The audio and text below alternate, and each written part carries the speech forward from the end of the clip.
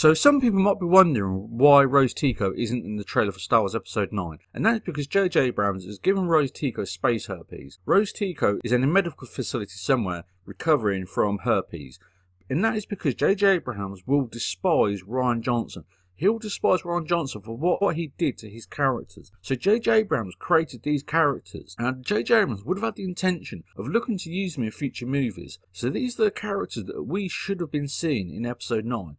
Snoke and Captain Phasma were great characters. Now General Hux was just generally part of the story, quite a good character, quite interesting, but not a main story that people could really get behind. And JJ Abrams will see that Rian Johnson deliberately went out to kill off these characters. Rian Johnson wanted to destroy these characters, not only these characters, but also Luke Skywalker and the whole element of what Star Wars is. So if JJ Abrams is a Star Wars fan, which I believe he is, he will be completely angry and upset with what Rian Johnson's done. And I would not be surprised at all if JJ Abrams despises Rian Johnson more than anybody else in the world despises Rian Johnson. And that's really saying something, because there's many Star Wars fans that do not like Rian Johnson one bit. So if you can imagine you're JJ Abrams, you go out and you create characters, very likeable, interesting, detailed characters, and then another director just comes along in the sequel and just destroys them, kills them off, makes them look silly. Snoke died in a really silly, really pathetic way for someone as powerful as him to die. It looked ridiculous.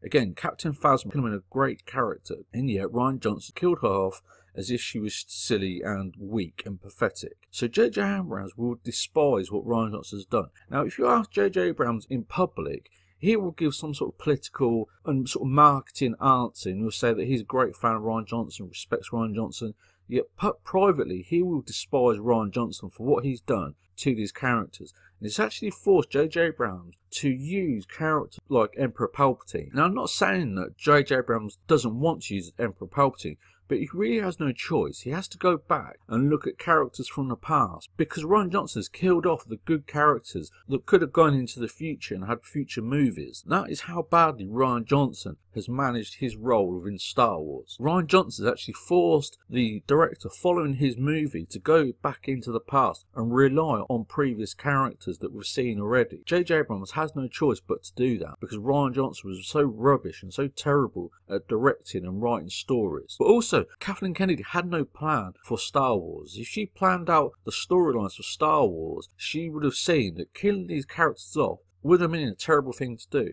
But also, if you go into toy shops, you'll see toys of Rose Tico everywhere. If you go on Amazon, you could buy Rose Tico toys delivered to your house for less than $2. So that shows that Star Wars fans are not really behind Rose Tico. There will be some Star Wars fans that like Rose Tico, but not everybody. So if you're in JJ Abrams' shoes, why would you want to include or support a character that Star Wars fans are not fully behind? It's not worth the risk. And you'll see the way that JJ Abrams is going to treat Rian Johnson in small and almost petty elements. So this staff here, this is Rey's staff from the original movie, from before she became part of this story. And this is obviously Finn carrying or holding Rey's staff. So you had the relationship between Finn and Rose Tico in episode 8, yet JJ Abrams is going to rip that apart. He will not want that relationship to progress at all, even to the point where we use these little points which show that Finn is fully supporting Rey. And that actually makes fully logical sense, because what JJ Abrams is trying to do, he's trying to create a legend. He wants Rey to be as popular as Luke Skywalker, even more popular.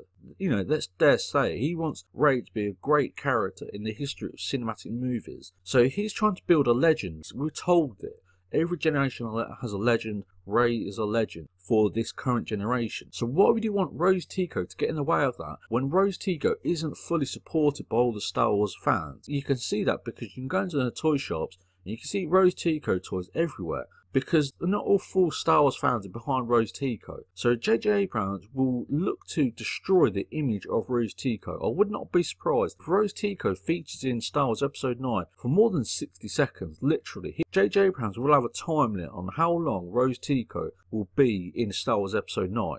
And I would not be surprised if Rose Tico is killed off in a really silly, embarrassing way, and she's made to look pathetic and silly. And also, this is another point from the Star Wars trailer, which everybody can really see what this is. What this is this is JJ Abrams showing to Rian Johnson that he's made a real mistake in the way he's handled Kylo Ren. So Kylo Ren, in a childish fit of rage, destroyed his own helmet. And now JJ Abrams is going to come back and repair it and say to Rian Johnson, you made a mistake, I'm going to show it, actually in the trailer. Now really, this helmet doesn't appear to have any real significance to the storyline. And that's because Kylo Ren will behave the same way whether he has his mask on or not. So the whole issue of the mask is almost irrelevant unless there's some sort of power that's embodied within the mask, which will be a bit strange because there's some people talking that these red lines are now kyber crystals, but Kylo Ren would have looked to use those earlier on, and he wouldn't put it in his mask because he doesn't wear the mask all the time. He would put it in his lightsaber or in some other tool that he carries that gives him more powers.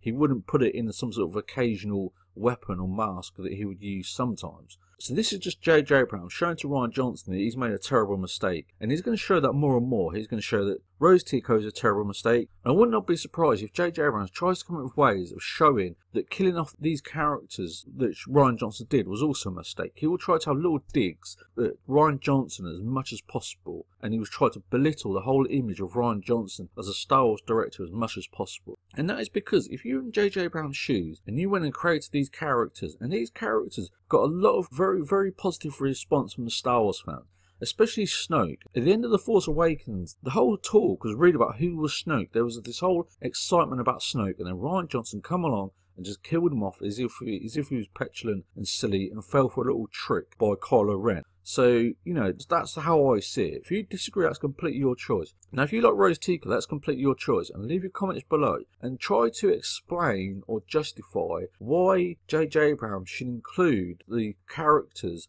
of Rose Tico in episode 9. What are the good points? Because for me, all the elements of Star Wars episode 8 will be ripped out from Star Wars by JJ Abrams. If you think otherwise, then feel free to try and convince me otherwise. And also, if you like this video, please like and subscribe. But for me, JJ Abrams would look to destroy Rose Tico and everything that Rian Johnson has done. I would not be surprised if JJ Abrams actually despises Rian Johnson completely. Again, if you disagree, leave your comments below, and also please like and subscribe.